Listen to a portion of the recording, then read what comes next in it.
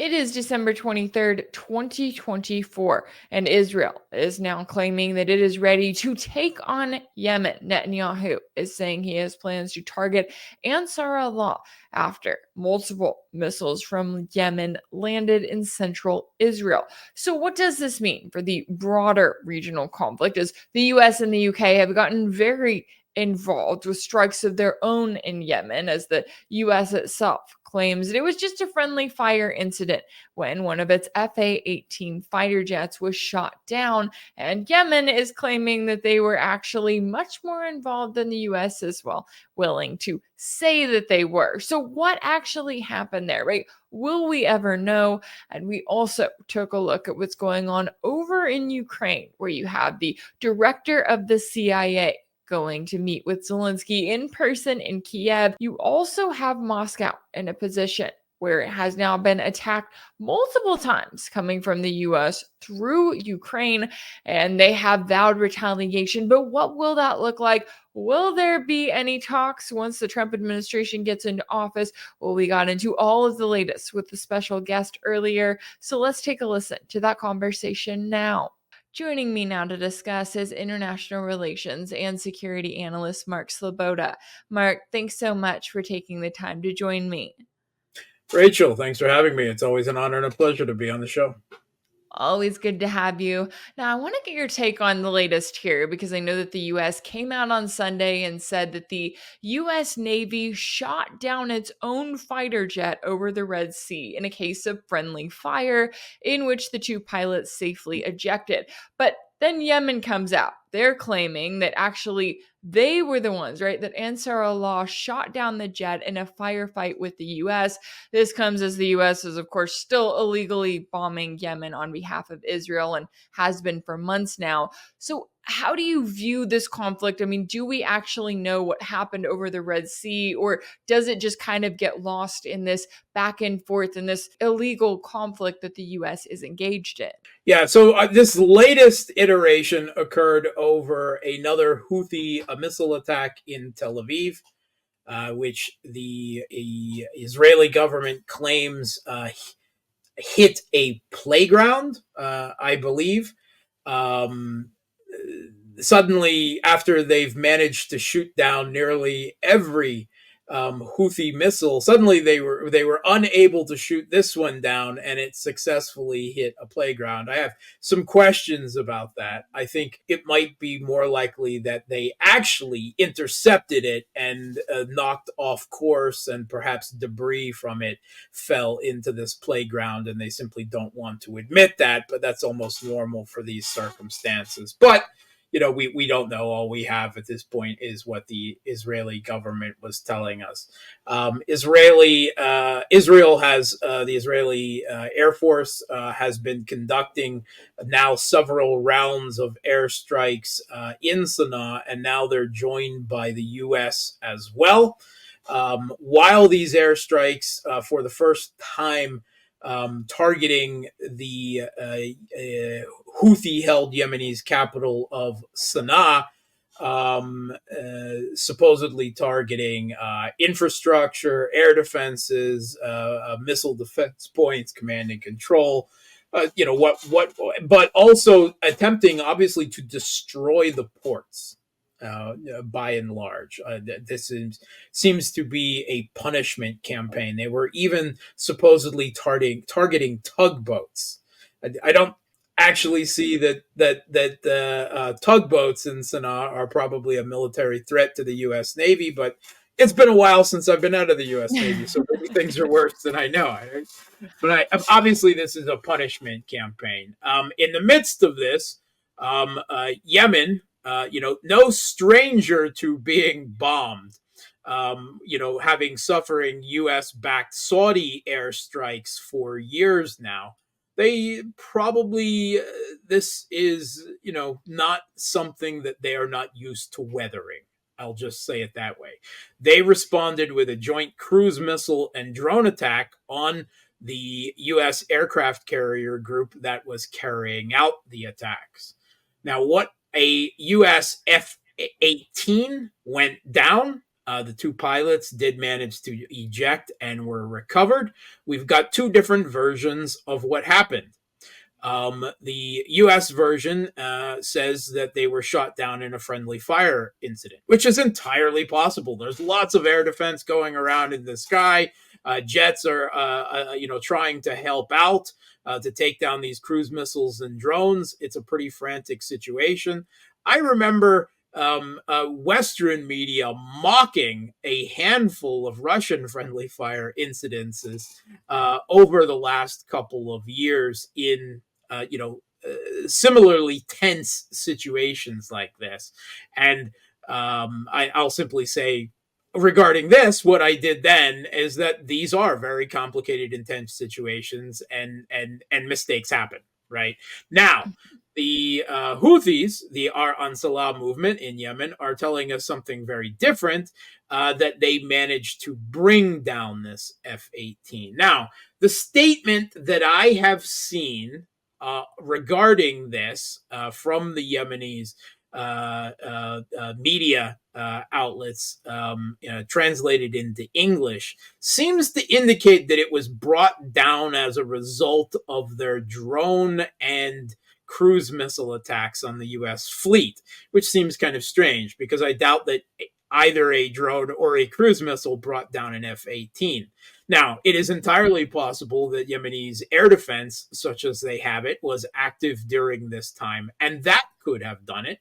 We know that the Houthis have brought down numerous, the U.S. doesn't like to talk about it, but MQ-9 Reapers that have been playing whack-a-mole against the Houthis in Yemen for the last half a year plus. They've lost, I don't know, 5, 6. I've even lost count. Very expensive birds, by the way.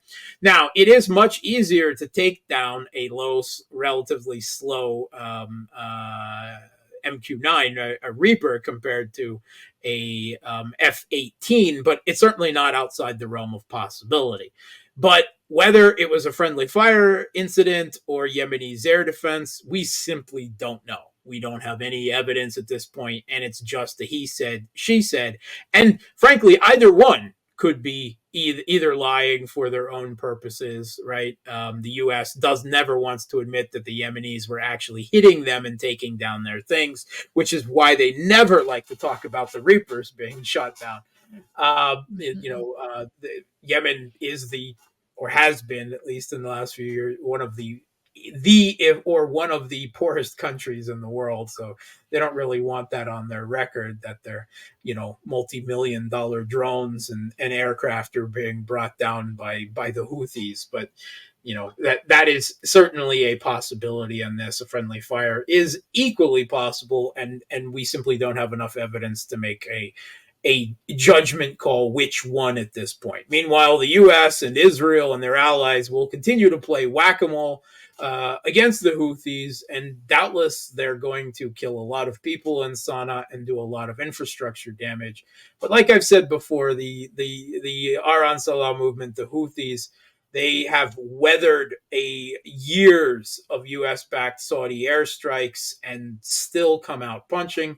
I don't imagine that will change. This is ultimately a game of whack-a-mole, and because of the nature of that country and the support for Ansar Allah, for every Yemenis that they kill in these strikes, they're probably going to be radicalizing 3 more who will want nothing more than to bring the war home to Israel, to the Zionist regime, as they would say, and its U.S. and European allies. So ultimately, I think these strikes are futile.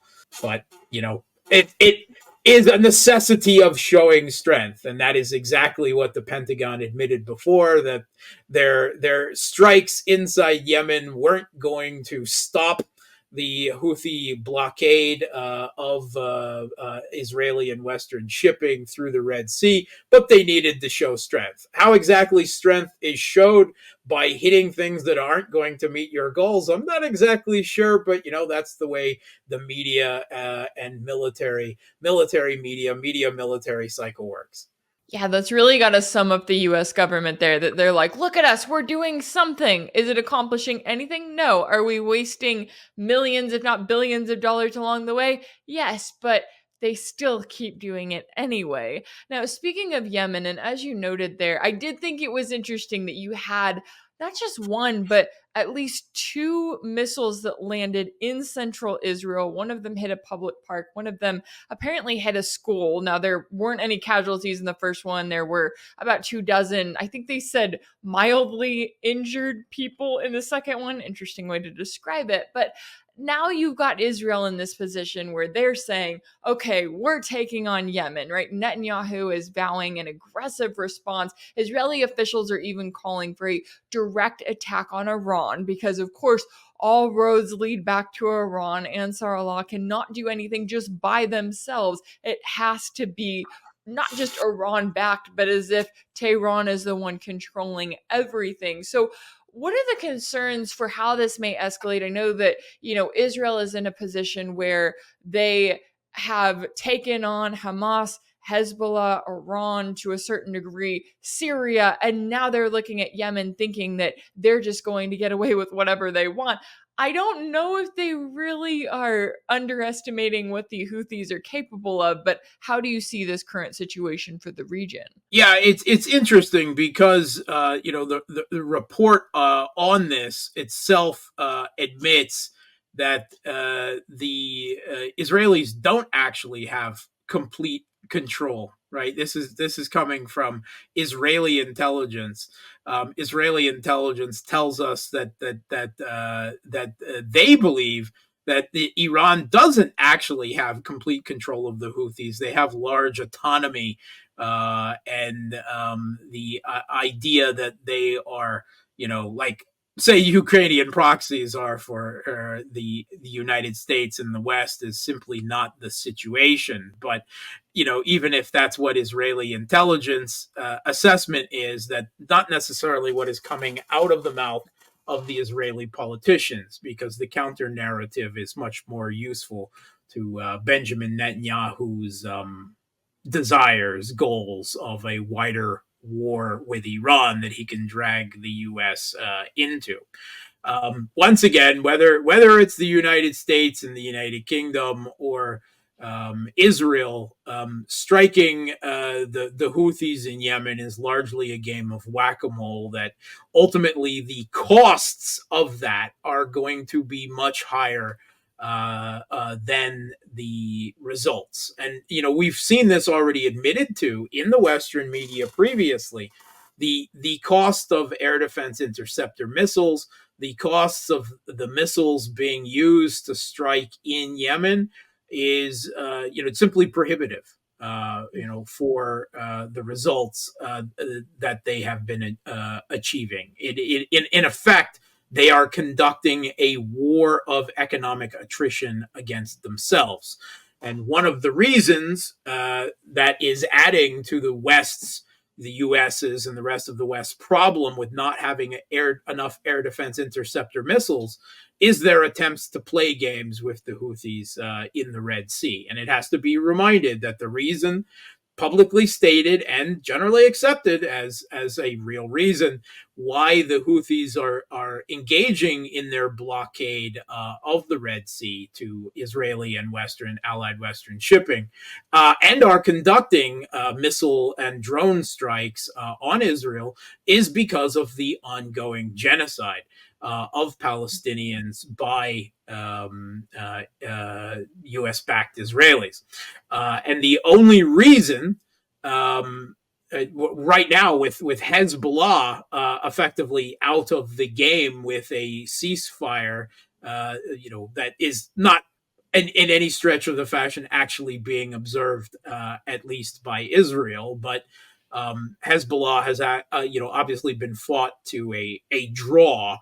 And they're at the very least taking, shall we say, a breather. The only one actively fighting, right, taking action against the ongoing genocide of Palestinians in Gaza is the Houthis. Now, does that make them the most moral people on the face of the earth? Well, I guess historians will judge that. Yeah, it's interesting to see, and like you were saying, I mean, they've put up this fight for a long time here. And I know that Israel just is kind of trying to knock out anyone involved in this axis of resistance who is still standing. So definitely something to keep an eye on. Now, I do want to switch gears a little bit and ask you about the current situation going on in a different part of the world, because you have the US also ramping up its attacks on Russia through Ukraine. You've got the Biden administration's final weeks in office. Zelensky said on Saturday that he met with CIA Director William Burns in Kiev. And I know that Russia is being very, I guess we could say, patient right now, because it knows that there is a new administration coming into the US. While it doesn't look at the Trump administration as going to be changing anything drastically for US foreign policy, it still is in a position where we've had Moscow, vow a response to multiple attacks now. So, how do you see the current situation? What are the concerns about the Biden administration continuing to push Russia to the point where it has to respond, even if, after the initial attack, it was wanting to, maybe wait a little bit and see what things look like when Trump comes into office? Okay, well, as you alluded to, the CIA director William Burns made what is widely believed to be his last of many trips to Kiev, where he did a little photo op with Zelensky, but certainly was planning out the next month of provocations before the Trump inauguration on January 20th. There's still almost a month left. And while the U.S. and the Kiev regime have been desperately trying to provoke Russia into a response escalation that will, further complement or further complicate any presumed Trump administration attempts, even to de-escalate on the American side and to drag the U.S. deeper into the conflict. Thus far, it has to be said that the Putin administration, despite some domestic political pressure building over the amount of attacks with missiles, the assassination of Lieutenant General Kirillov of Russia's chemical, biological, radiological, and nuclear defense forces, and now what can only be described as more drone terror attacks attacking high-rise residential buildings in Kazan, a very significant distance, right, from any Ukrainian-held territory, more than 1,000 kilometers, which tends to make a lot of Russian analysts believe that these drones were actually released, from either from SBU teams, Ukrainian intelligence teams, either having smuggled them into Russia itself or into nearby Kazakhstan in order to make these attacks. And while there certainly are potential military industrial targets for the Kiev regime to make in Kazan, that's not what they hit. They hit high-rise residential buildings. Not a mistake, not an accident, not air defense going awry, not being diverted by electronic warfare. They deliberately attacked the tallest residential building, the Azure Sky building in Kazan, which, was obviously attempting to create some type of 9/11 pictorial moment, because to a degree, that's what it looked like. Of course, these drones really, from everything I've read, all it did was superficial damage to the surface of this building and several other residential buildings. And there were not even any substantial injuries, much less deaths. But this is about the information war. This is about the image of that building being struck and its similitude, to the idea of the 9/11 attack against the World Trade Centers in New York. It's all about the image. It's all about the information war. This is an attempt at terror. There are legitimate targets. They could have. They chose not to make those. And so the purpose of this is largely psychological. And it has to be said that more than not, Russia has just collectively shrugged and sighed and is getting, and never really diverted away its attention from the battlefield that Russia is actually winning. The desperation and panic of which is making the Kiev regime, resort to these dirty tricks, to this, what the U.S. military would call unconventional warfare, in an attempt to lash out and to somehow escape the kill box that they are locked into on the battlefield. I don't think ultimately, nothing that the U.S. and the Kiev regime have done so far, the closing days of the lame duck Biden administration, has yet managed to provoke the Kremlin into giving, the Biden administration, the escalatory response that it wants. But I'm sure all the best or worst, take your pick, neocon minds in the Biden administration are bent to the task, and we'll see what they come up with, until January 20th, because they've still got a few more weeks. You can be sure that this is not the last such provocation. In fact, they will probably get worse. I find it particularly interesting, of course, that William Burns is the one, delivering, what is the marching orders, for the last days of the Biden administration. I'm sure he's also expressing support that whatever happens with Trump, that the U.S. deep state will continue to support the Kiev regime. But this is all particularly ironic because if you look back to WikiLeaks released diplomatic cables back from 2008, William Burns, then the U.S. ambassador to Russia, I'm sure CIA at the time as well, he wrote a memo home pointing out that attempting to draw Ukraine into NATO by hook or crook would result in a conflict that could have bad results for both Ukraine and the United States, in a speech which has been often summarized as "niet means niet," no means no, over NATO, and that any Russian president would do this. But I guess that the William Burns of 2008 and the William Burns of the 2000 late 2020s are entirely different people. Maybe there's some time travel shenanigans going on there, and one of them wiped out the other one. I don't know, but it is particularly ironic when William Burns' history of warning about events that would lead up to exactly the conflict that has broken out in the last couple of years over attempted NATO expansion into Ukraine.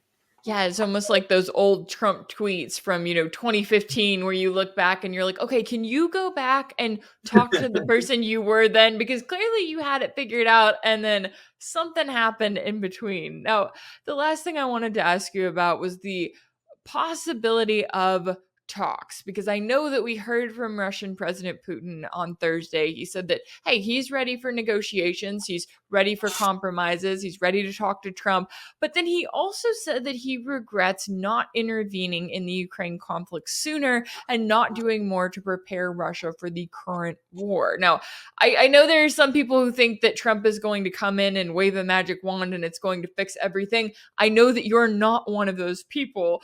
But how do you see the possibility of talks, the possibility of Russia entering into any kind of a deal when, as you noted there, hey, they're winning on the battlefield? So I don't know. It seems like it's going to have to be something that's really, really good for them to actually agree to anything and mean it, given everything that they've been through with the West. Okay, so Putin gave a joint, he combined two events that he usually does separately, an hours-long presser to end the year with both domestic and foreign journalists, and answering another event where he answers the questions from citizens around Russia. He spends several hours doing each one of these. He kind of rolled them together into one event this year, where he answered a lot of questions relating to this. And basically, let me paraphrase Putin in saying that he will be, if the Trump administration, if Trump himself, if Kellogg or whatever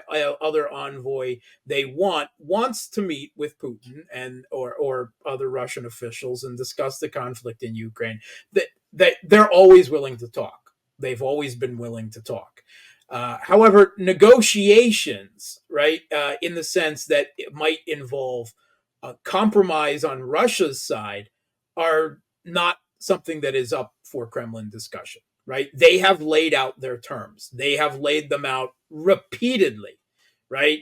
The 4 regions plus Crimea that have been brought into Russia, the demilitarization, the denazification, debanderization, if you want, and then of the Kiev regime, and the Ukrainian constitutional return to neutrality that it had before the openly U.S.-backed putsch in 2014, and no NATO, no NATO membership, no de facto NATO, no NATO troops on the ground, no NATO weapons, no, yet, no NATO, right?